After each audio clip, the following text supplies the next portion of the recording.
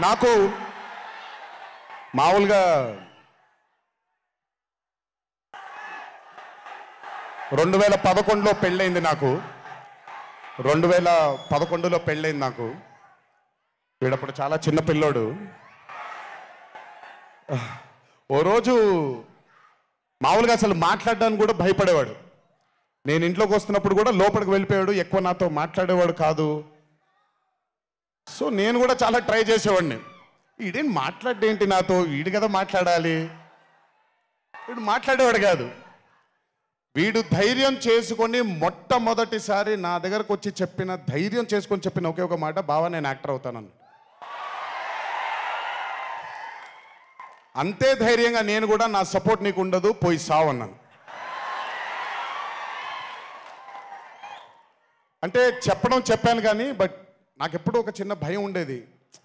Acting అంటున్నాడు, సడన్గా ఇంట్లో నుంచి ఒక 4-5 మధ్యలో ఉండే వ్యక్తి ఈరోజు అందరి ముందుకి ఎక్స్పోజ్ అవ్వబోతున్నాడు, ఎలా ఉండబోతుంది తన కెరియర్ అని ఓ భయం ఎప్పుడు ఉండేది నాకు. కానీ ఏ రోజు కూడా తను నాకు వచ్చే ఒక సీన్ కానీ నేను ఇలా చేద్దాం అనుకుంటున్నానని కానీ ఏ రోజు చెప్పలేదు. ఎందుకంటే నేనన్నా నాకేమీ చెప్పొద్దు నితిన్, నీకు కావాల్సింది నువ్వు చేసుకో, ఆ ఫ్రీడమ్ నీకు ఉండాలి లైఫ్లో, ఒకళ్ళ షాడో ఒకళ్ళ మీద పడకూడదు నితిన్ అని. తను ఏ రోజు నన్ను ఎప్పుడు అడగలేదేది, తను చేసుకుంటూ వెళ్ళాడు. ఈరోజు చాలా గర్వంగా ఉంది తను చూసి. And this has happened because he's worked with good directors. మంచి దర్శకులతో మంచి నిర్మాతలతో పనిచేశాడు కాబట్టి తనకి ఈరోజు తను యాక్టింగ్లో తను ఎక్సెల్ అయ్యాడు అని అంటే అది దర్శకులు నిర్మాతల వల్లే నితిన్. గుర్తుపెట్టుకో, always believe in your directors and always believe in your producers and more than anything believe in your heart. God bless you. ఇంకా చాలా ఫ్యూచర్ ఉంది, కెరియర్ ఉంది నీకు. ఇంటికి వెళ్ళిన తర్వాత మాట్లాడతాం మళ్ళీ నీతో. బట్ వీళ్ళందరికీ కూడా నిజంగా రాజేష్ గురించి చెప్పాలి. ఆయన సత్యం రాజేష్ అంటారు, నేను రాజేష్ అంటాను. చాలా కాలమైంది కలిసి తన్ని కూడా.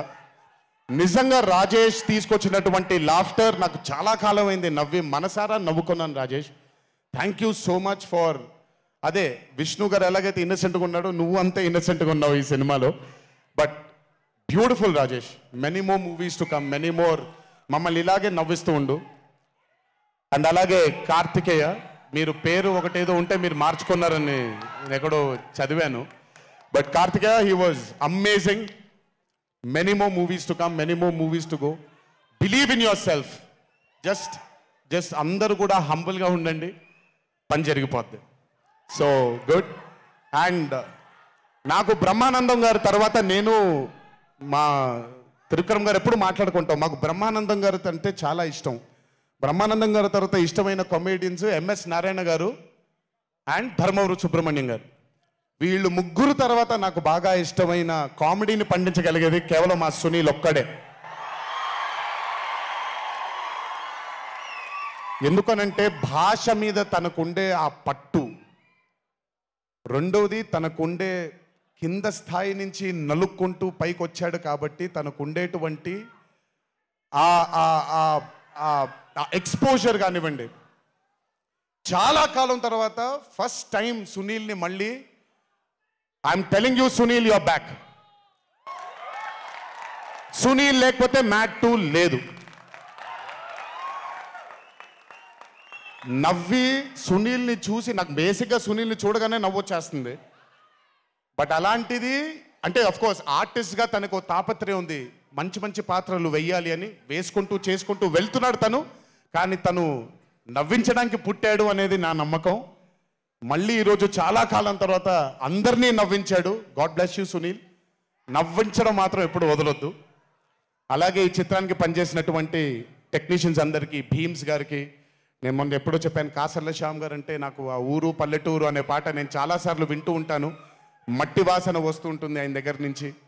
కాసర్ల శ్యామ్ గారికి, మిగతా లిరిసిస్టులు అందరికీ, అలాగే ఈ సినిమాకి పనిచేసిన మిగతా యాక్టర్స్ అందరికీ పేర్లు మర్చిపోయి ఉంటే నన్ను క్షమించండి.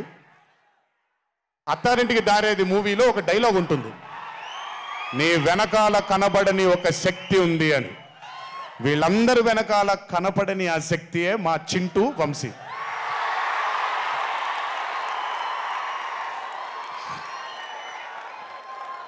సినిమా అంటే చాలా చాలా చాలా ప్యాషన్ తనకి.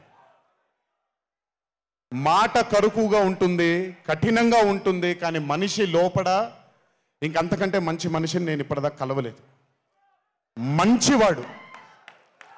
ఆ మంచితనమే తన్ని ఈరోజు కాపాడుతుంది. ఆ మంచితనమే వీళ్ళందరికీ కూడా ఒక కనపడని ఒక శక్తిలాగా ముందుకు తీసుకెళ్ళింది వీళ్ళందరినీ. వంశీ గురించి ఎక్కువ మాట్లాడితే దిష్టి తగిలేస్తుందేమో, బట్ ఒక విషయం చెప్పాలి మీ అందరికీ. బాగా సుఖపడిపోయాడు వంశీ.